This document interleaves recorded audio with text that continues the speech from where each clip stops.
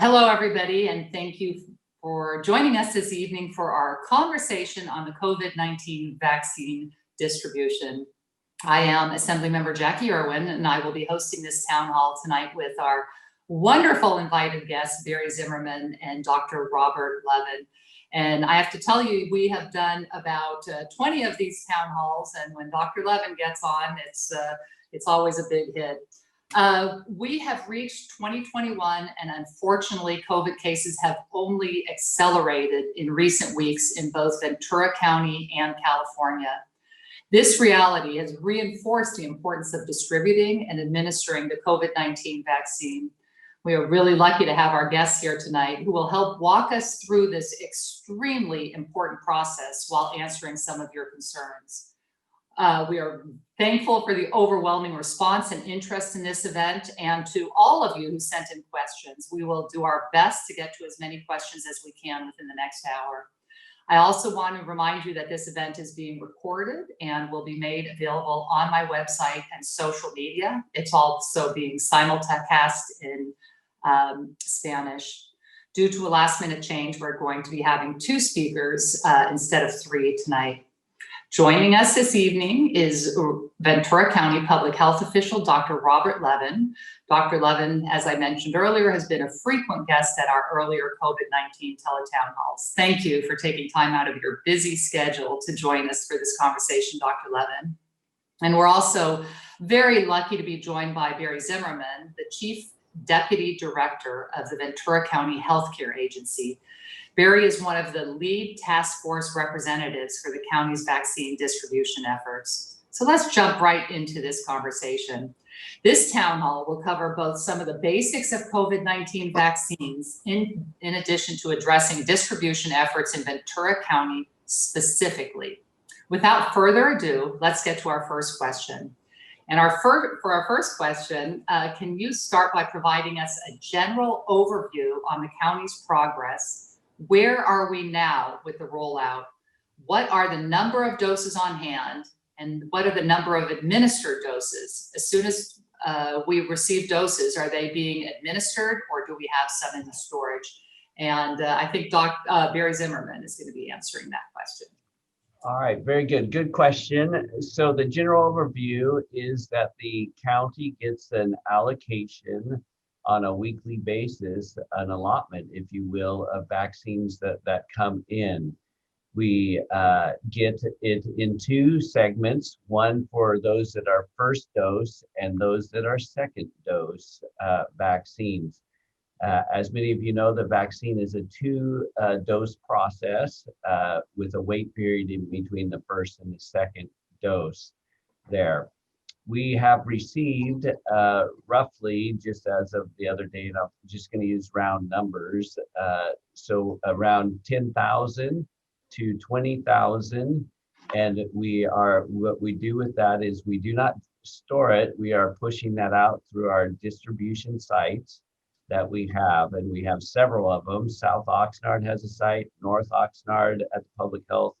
The Fairgrounds now is a contributing site, as well as some of the hospitals. All the hospital systems are continuing to do healthcare workers. So all the vaccines that we receive, we assign and distribute out. In addition, we've added pharmacies to that, so we will then distribute vaccines to them as well.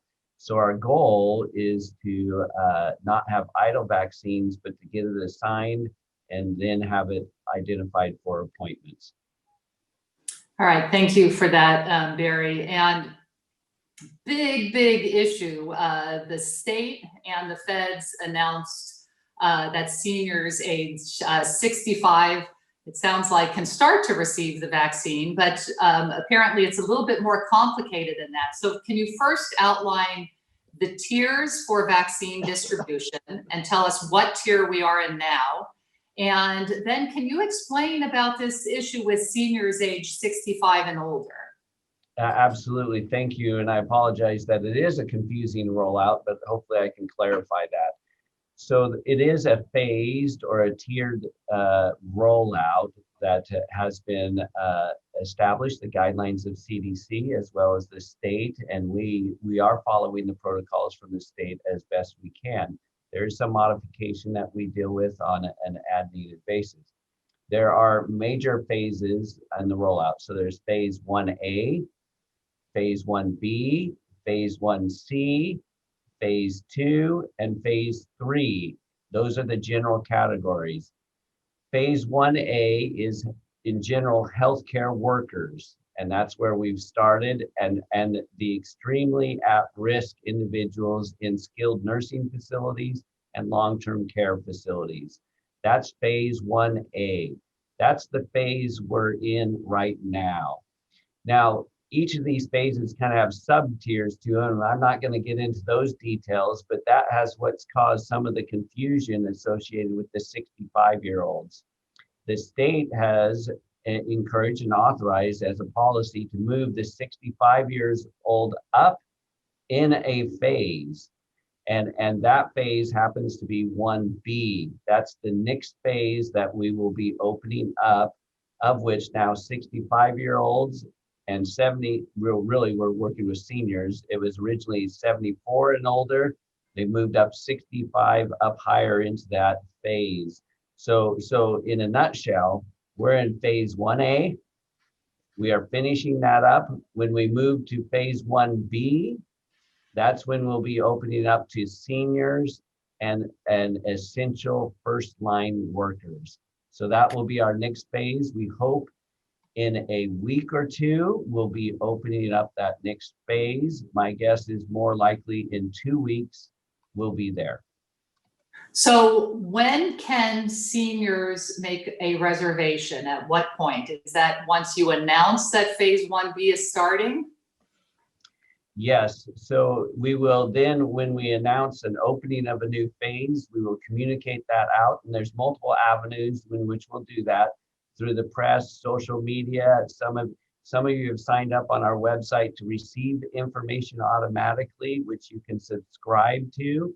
And all those communications will go out and say, phase 1B is open, and these are the individuals that are now eligible to go through the registration process and schedule an appointment. We are not we are not scheduling open appointments months and months down the road. We're going to do it based on phase and based on the capacity that we can deliver those with the vaccines that we've received. So my understanding is if somebody in phase 1B registers now, they will be kicked off the list. Is that correct? That's correct. Anyone that's not in phase 1A either will be asked to cancel their appointment and will not be served. And anyone also that is outside the county, not a county resident, will also be asked to cancel their appointment and not be served. Okay, so if people want to keep track of this, they would like to, see a dashboard. So when is the county going to be coming up with a dashboard that residents can see? Where exactly are we? So that's a great question. We are working on compiling the data right now in order to create what would be a dashboard that could be easily comprehended by the public. Right now, we're dealing with multiple data sources and aggregating them out. The definitions between different sources are not the same, so we are sorting through that to make it simple. We hope, and I'm pushing that next week we will have that, and that dashboard should give you an idea of what vaccines we received, where they've been assigned or they're assigned out, and how many people we have vaccinated. You might think that's easy, but the systems between the state, the feds, because the federal government has programs running and so forth, aggregating that is a complex activity. And we'll make sure as soon as that dashboard is available to put it on Twitter and Facebook, and I presume that the county will be doing the same. And yes. And getting that information out to the newspapers. So our next question is from our constituent Ellen, and what she asks is healthcare providers are receiving their vaccines already. When the next group is ready to be vaccinated, for instance, those over 65, how will that be communicated? And you covered it a little bit, but what about, does somebody go to their private doctor, or do they wait in line at the county fairgrounds? How do you determine what the different ways are that you can get vaccinated? Yeah, so as we communicate the next phase opening, we will direct most people to a web page in which they can understand who's eligible, and it will give them the available locations in which they can schedule an appointment on that. Right now, all primary care physicians are not accepting the ability to do vaccinations. In the future, if that's the case, we'll notify that out, and you'll work with your primary care. But that's not the situation right now. I recommend anyone to go to VenturaCountyRecovers.org under the vaccination section, and there's a button at the top that says information, subscribe, and you can hit that and you can get these regular updates automatically. Okay, and I presume we're hearing a lot about CVS and Walgreens and some of these pharmacies. That's another place that will eventually have the vaccine that our seniors and everybody else can go to, correct? That is correct. So we have, I think, up to 15 pharmacies right now. We have 10 bonds and 5 Ralphs that have been certified and eligible to become vaccination locations. We are supplying them with a line of vaccines so they can accept appointments. However, right now, if you go to the pharmacy, it's only phase 1A population at this point in time. As soon as phase 2 or phase 1B, the next level opens up, pharmacies will be an option for you to get your vaccination there.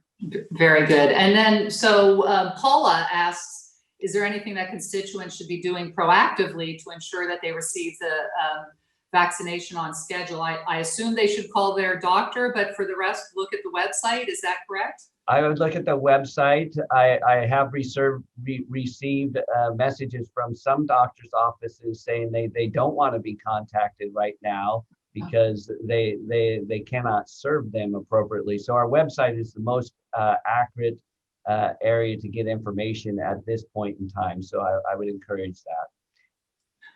All right, and this is a story that I think for all of us desperately waiting for a vaccine is too often heard about these vaccine doses going to waste. And when I read the state guidance, it does say at a certain point, if there's extra doses, just give it to anybody without giving it to, for privilege. Can you tell me some of these sites that are in Ventura County? Have you heard stories of waste is the first question. And secondly, what if somebody just wants to hang around a vaccination site at the end of the day? Could they perhaps be a lucky person that is that's called to take one of those extra doses? They could, but I would not recommend that at this point in time. Yesterday, we did nearly 1,000 vaccinations at the fairground and had 0 waste at the end of the day. The management of it is to manage the vaccines so they're viable for appointments. And so we're not really caught in this big area where we've prepared a lot of vaccines and don't have appointments to fulfill that vaccination. So we are aware that we can go out of order if we need to, but they've been rare at this point. One of our goals is to manage the vaccines in a fashion. So for example, we have 5 days to use up a vaccine once it's been prepared to be distributed. We hope that we're putting them in a location and using the volume rapidly enough that maybe that vaccine is 1 day or 2 days at the most in circulation, and we don't put it as a threat of the 5th day and need to use it up. We have had one occasion, and I'll tell you, we're trying to manage this as well as we can. One occasion at a site overmixed or prepared vaccines, and they called us what to do. We authorized them to go out of order. Happened to be a healthcare facility and able to vaccinate the patients there on site and use it up. So we're doing everything to not waste vaccines. Yeah, we don't want to hear those stories. So one of the other issues that I'm hearing a lot is, oh, if my parents lived in Florida, they'd be vaccinated by now. And yet at the same time, you hear lines in Florida are 10 hours long and seniors get to the front of them and the vaccine is gone. So, but bringing it closer to home, how is Ventura County doing? Why are we hearing stories that some counties are already vaccinating seniors? And from my perspective, from everything I'm hearing here up at the state level in Sacramento, Ventura County this is the place I want to be. I think we're going to get through the line much more quickly than a lot of other counties. But can you tell us why seniors would be being vaccinated in other counties? Yeah, I don't know everything that's going into other counties, but I do know there's a lot of information that may not be as accurate as we might hope so, as we hear these even news reports. A prime example, Los Angeles yesterday reported out that they are vaccinating seniors. This morning, the news was frantically trying to reframe that, saying they're not eligible right now, yet everyone was communicating to me last night that LA is vaccinating seniors. So there is a little bit of a news cycle on that. Also, there is some liberty within counties to choose who gets vaccinated and when. Some of these that I hear are mainly in special circumstances in which someone may have received a vaccine, and it's not as if they're completely in 1B or 1C at this point in time in their progression. So some of it's just a matter of information control at this point. I would say we are moving through, as I've indicated in the phases, as we do so in an orderly fashion. I think we will be more productive in hitting the priority populations that have been identified. Healthcare, and the next phase will be the seniors and our frontline workers. And I think as we do that, we're going to open up appointments in which we have vaccines for now. The other false thing, many people have been saying, well, I've signed up, but there's no guarantee they'll get a vaccine at this point. So we're trying to match that up. And I know it's difficult to wait in some cases. The volume, I'll tell you the volume that we're dealing with. So from the state, we get an allocation of 10,000 vaccines a week, let's just say. We vary up to 20,000. But in our first phase, we were dealing with a total of potential estimated population of 45,000 individuals. Yet we're almost finishing up that in a 3 to 5 week window, which is astronomical, the amount of dosage that is going out. The next phase is even larger. 160 to 180,000 individuals will be eligible. And so the expectation of an appointment immediately probably is not the case. It will be within a reasonable time frame, but we're just dealing with sheer numbers in that case. I want to correct you. You said some of you will find it hard to wait. I think all of us are finding it hard to wait. Yeah, sorry for my verbiage there. So Leslie asks, these with both of the vaccines, you have to have 2 separate doses. And how will the administration of this second dose be tracked to ensure that the public that requires that second dose gets it? Yeah, so everyone will be required to register in a system. Right now we use PrepMod is the name of the system. It's changing, the state's changing that over, but nevertheless, there's a registration system in which someone will register and make an appointment.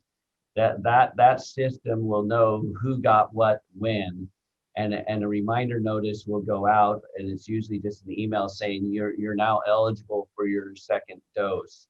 And at that, it will have a message, whether it's a web page to have you enroll into a site and make an appointment as appropriate. You'll also receive, we hope, in the case that you get a little card, an immunization card at the point of receiving your vaccination that will have the date on it, and they'll instruct you 21 days or 28 days after you'll get it. The card will tell you whether you have Pfizer or another Moderna or whatever vaccine it is, because the first dose and second dose needs to match up. All right. Thank you very much, Barry. Dr. Levin, the next question is from Lori, who asks, are the vaccines effective against the modified strains of COVID? And obviously we heard about the English strain, but we're hearing about another strain coming from I think it's Asia. So what do we think right now about vaccines and these strains? Well, the strains that you're talking about, there's a couple of them at least, maybe more out there, but one is from England, the other's from South Africa. And the biggest concern that we have with these strains right now in terms of the vaccination working is the change in this, what's called the spike protein.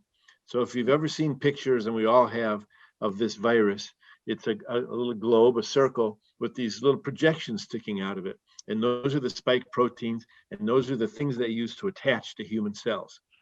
And incidentally, kids seem to have fewer of the attachment sites than adults do, which is one of the reasons, one of the explanations for why having little kids in school is safer, because they seem to be less able to get this infection. So both of these companies, there's Pfizer and Moderna. Those are the two vaccines that we're using right now. And there's others waiting to come online. They are both looking at the question of whether their vaccines will be effective against these modified, mutated viruses. And their best guess right now is that they will be effective. I suspect both of them are doing research, but I know that Pfizer is doing research, and the results so far are promising, but they're not finished with their research. But I think we should assume that the vaccine will be effective. And I think that the English strain, the big concern with it is that it's much more contagious. So how does that affect us in Ventura County? Well, this virus could be in Ventura County, and we don't know it yet. We know that it's in San Diego County. There's a lot of interaction between our county and San Diego County, so I wouldn't be surprised if it's here in our county. But the nice thing is that this virus that is more contagious is not, there's a couple nice things, is not more dangerous, is not more deadly. And the other thing is that this virus can, I'm losing my train of thought here. Anyways, I'll come back to it in a minute when I refocus on it. Okay. I assume the more contagious version is kind of part of what's driving this latest spike. Oh, okay. And you just reminded me of what I was going to say. It's fortuitous.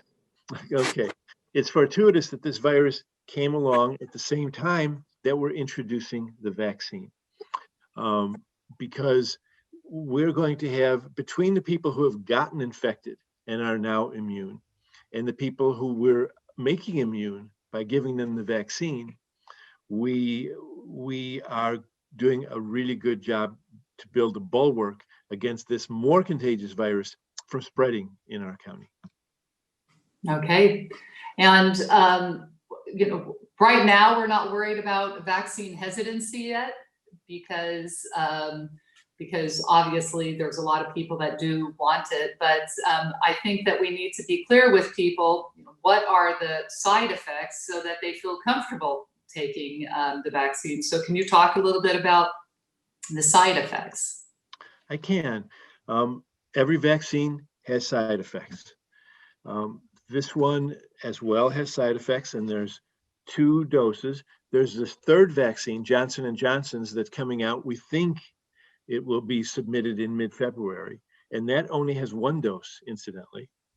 But with the two vaccines that are out right now, the second shot probably has more side effects than the first. And that's not surprising because the first primes your body against this virus. And so that when this vaccine is reintroduced, it's not the virus, incidentally, but it stimulates the production of that spike protein, which our body builds defenses against. And therefore, when the virus comes into us with its spike protein, we're ready for it. So I think that the side effects are worse in the second vaccine, and what they are pain and redness and swelling, not surprisingly, not in everybody, in just maybe 10 or 15% of people. Also tiredness or fatigue. There's headache and chills that people will get, fever and joint and muscle pains. And then, as I said, the second dose, you might see a little magnification of those. But the good thing is, it's better than the disease because they tend not to go beyond having a headache for a day. And we can treat those things with Tylenol or ibuprofen, Advil, or Motrin. And we can't necessarily treat the disease. Okay, and this is a question from Brandon, who asks, once vaccines are distributed, will people still have to practice things like social distancing and wearing masks? And if someone gets vaccinated, is there still a risk of them spreading COVID asymptomatically? Here's how the vaccine works. You get the vaccine inside your arm, and it asks your body to produce what are the copies of the spike protein. Then your body sees that spike protein as foreign, and it builds antibodies against that spike protein. And those antibodies are there for a while. And when the virus comes to you from someone who's infected, it does enter your body. The vaccine doesn't say, stay away from me completely. I mean, it settles on our mucous membranes in our nose and in our throat, and it's there, and it starts to grow a little bit, but your defenses are ready, and they immediately start to suppress that virus. But for that, and I'm speculating here because the clear history of this has not been totally worked out in terms of hours and days, but for those 1 or 2 or 3 days while the virus is there and your body is working on it, yeah, you've got the virus in your body. So this virus could be spread to someone else. And that's why we want you to continue wearing a mask after you've had the vaccine and keeping social distancing and all those other things we've told you so many times until most of us have had either the infection and natural immunity or the immunity from the vaccine. All right, and then Jamie asks, when you're looking at the tier priority system, what are conditions that qualify people as people with high risk? So people that are able to move up in the tier system, what are the type of things that you would be looking at? Well, as it turns out, those conditions are mostly going to be now for people between 16 and 65 years of age, because we're going to be opening this up eventually to anybody 65 and older. But having said that, if you're overweight, or if you have active cancer, not necessarily cancer in the past that's now controlled, chronic kidney disease, lung disease like chronic obstructive pulmonary disease, heart failure is another reason, coronary artery disease, cardiomyopathy, which has to do usually with a viral infection of the heart that's left your heart less effective. You might have immunodeficiency, especially someone who's had a solid organ transplant that's on these pretty strong immunodeficiency drugs. Pregnancy can make you more susceptible to this disease. Sickle cell disease can as well, as will smoking and type 2 diabetes. Okay, so would people have to show proof of that when they go get their vaccine? I don't think we're going to be requiring proof of that, no. Okay, I just got a quick question for Barry.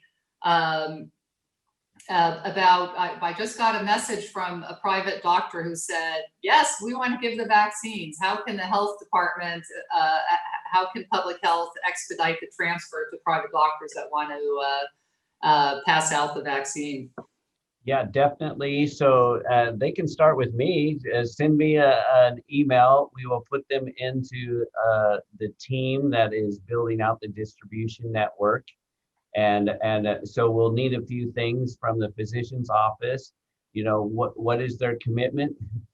Can they serve the community as a whole, or are they going to do their patient base? You know, some basic things like that. And then we can work on, you know, are they able to handle Pfizer vaccines versus Moderna? Those type things. So those are, we're building that capacity through some clinic systems. So the more the merrier.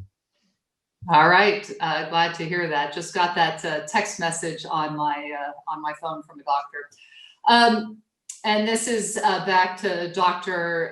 Levin. We're seeing 2 vaccines that are in widespread circulation. I'm glad to hear that there might be 3 by mid-February, and I presume you mean coming into the United States. So you have Pfizer and Moderna. Wendy wants to know, do we have a choice about which vaccine we get? And how, you know, are they both being used in Ventura County? They're both being used in Ventura County. You will not have a choice about which vaccine you get. And I would not care which vaccine I got. I see them as totally equal. Okay, so, and the vaccination sites are not going to tell you which vaccine they're using, so you can't necessarily, when you're making a reservation, if you have some preference, I'm not aware that they will be telling which vaccine they're using, but it is possible that as we go down the line, you've seen that there are many, many different groupings in these different tiers, that different tiers may be directed to different sites. And so if that's the case, you'll take whatever vaccine you get at that site. All right, and then this also has to do with post-vaccination. Kira wants to know, or Kira wants to know, how long after getting vaccinated do you have immunity? That has a question that has some different layers to it.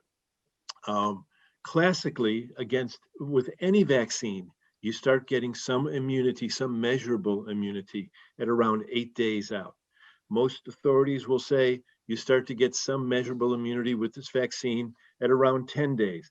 It hasn't been around long enough to be that specific. My guess is it's really still at 8 days. But only a proportion of the people, at least of those getting the 2-dose vaccines, are going to develop significant immunity after 1 dose.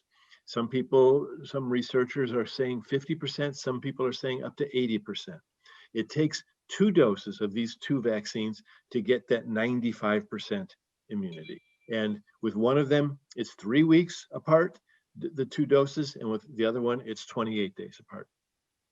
All right, and then coming back to the distribution tiers, do people that have already had COVID need to get a vaccine? Should they wait a little bit longer? Should they be a lower priority level?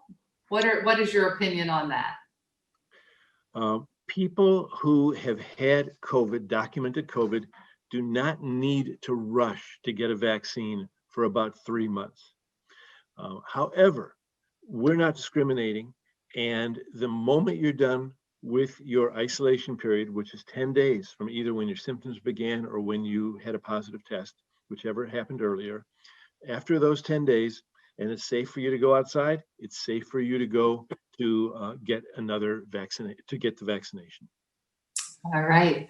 I appreciate you guys being so responsive because, like I said, there's a whole bunch of, a lot of people have a lot of questions. So Jeremiah wants to know, what is the age range for the vaccine? And well, please answer that, and then I have a follow-up question for you. The age range is 16 years and older. Okay, and then, so no matter how old you are, in other words. No, you can be I would pick an age, but it would be ridiculous. So no, someone who's 100 or even over 100 can get this vaccine. Okay, so let's look at the 16 and unders. My understanding is there have not been finished clinical trials yet for that group.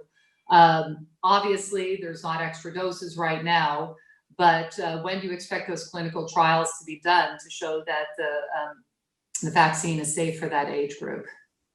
You know, I don't know the answer to that question. I suspect that the drug companies are working on it, but I don't think it's a real high priority. They're having trouble meeting the demand for the vaccine for the groups 16 and over. So I'm not sure that they're really anxious to create a whole different group as a recipients for the vaccine. Okay, and this has been a real hot topic in the public health community, and the question comes from Felicia. What % of people need to be vaccinated in order to achieve herd immunity? The range that is spoken about is 70% to 90%. I think at 70%, we're going to be in really good shape. I would love to see 90%. So if we have 70%, you're not including the children under 16. So 70% of that group? I think 70% of the population. In other words, we're vaccinating people, but those aren't the only people that have immunity. Some children, even though they're less likely to get this virus and less likely to pass it on, they're going to have immunity as well, but they will probably not have had symptoms when they caught this virus. So all of those numbers contribute to herd immunity. And what herd immunity is all about is it's pretty simple. It means that when everybody or almost everybody has immunity, it's less likely to be able to spread. So as an example, you introduce an infected person into a group of 10 people where there's 90% herd immunity. Well, only one of those 10 people is susceptible to this virus. Right now, we know that when you introduce one infected person into a group of 10 people that have no immunity with this particular virus and its ability to spread, only one of those 10 is going to get this virus.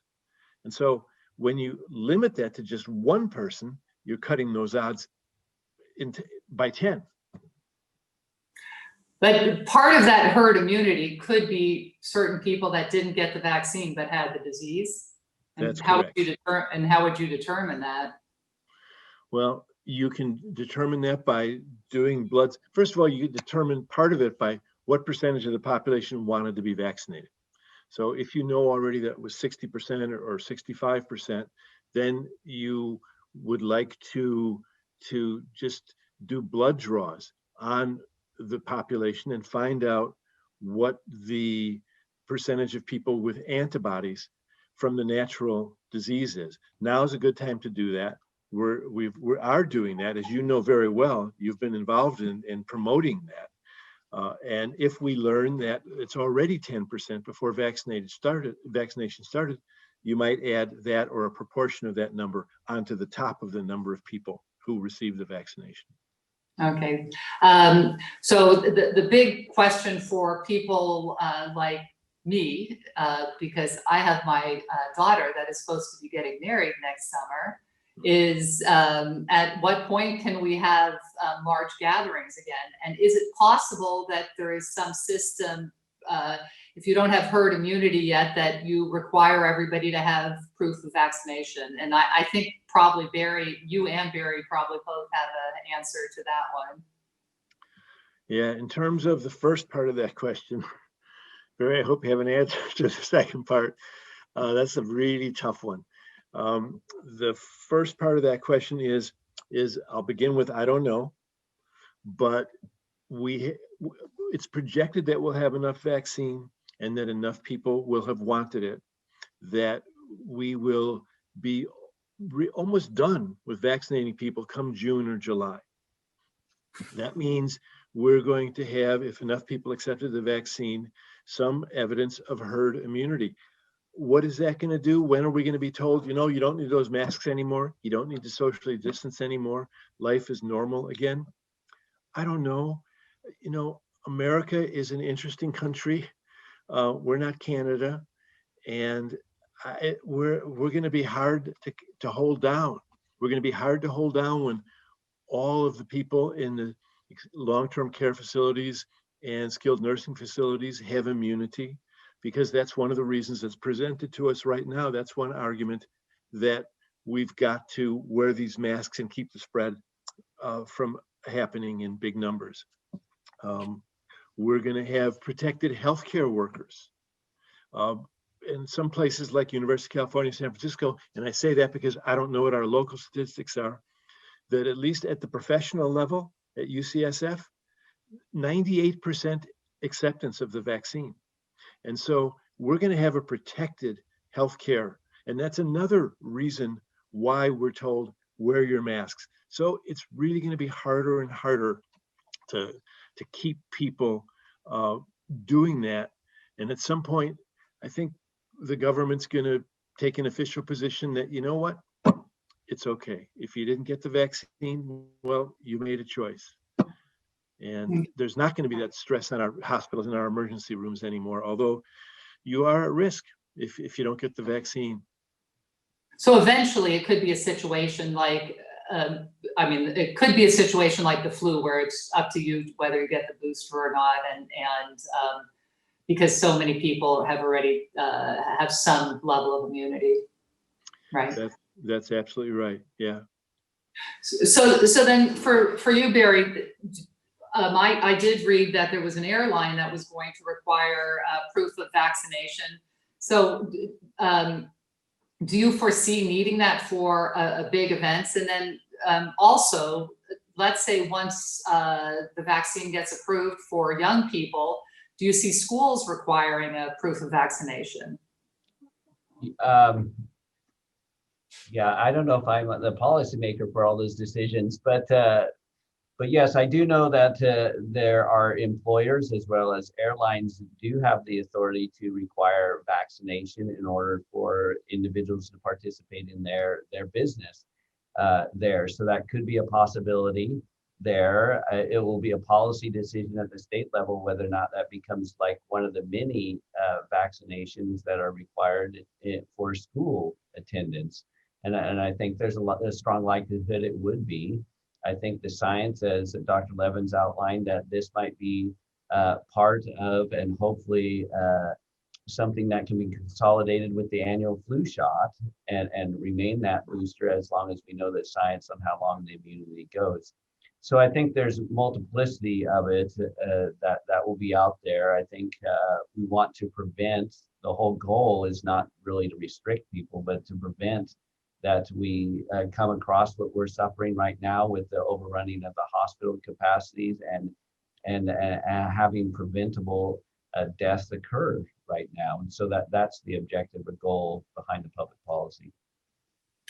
And teachers, what is the county's plan for vaccinating teachers as a unit? And would that include, would you be looking at whether they're teaching in person or remotely? And does that also include university staff if they are teaching in person? Yeah, so teachers are in an essential work group coming up. So they will be part of the next phase as it is. We have not explored that we're going to have a segregated system necessarily for teachers alone at this point in time. We are in conversation with the K-12 system at the county level, the county superintendent's office, to discuss not only vaccines, but also testing and how that can occur as far as they're opening up with children in attendance.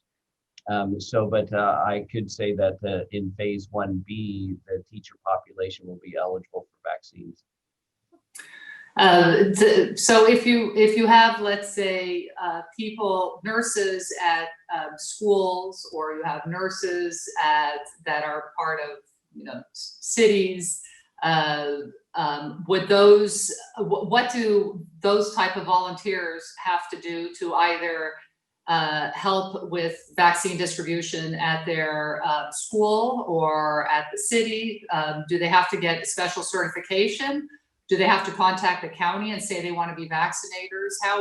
How do people volunteer to either help their workplace or help the county in general? Yeah, so in general, we do have on our website a section for those who want to volunteer or become vaccinators, and they'll sign up for that. There is by type of credentialing, whether or not they have to go through a training and be certified that they're capable and meet the credentialing to become a vaccinator. And that is by industry. It varies on the level and the scope of practice that you have within the medical field. So all that will take into consideration as someone signs up to become a vaccinator, and we'll put them where they can contribute. At this point in time, vaccines are not scheduled to be distributed throughout the school system for administration.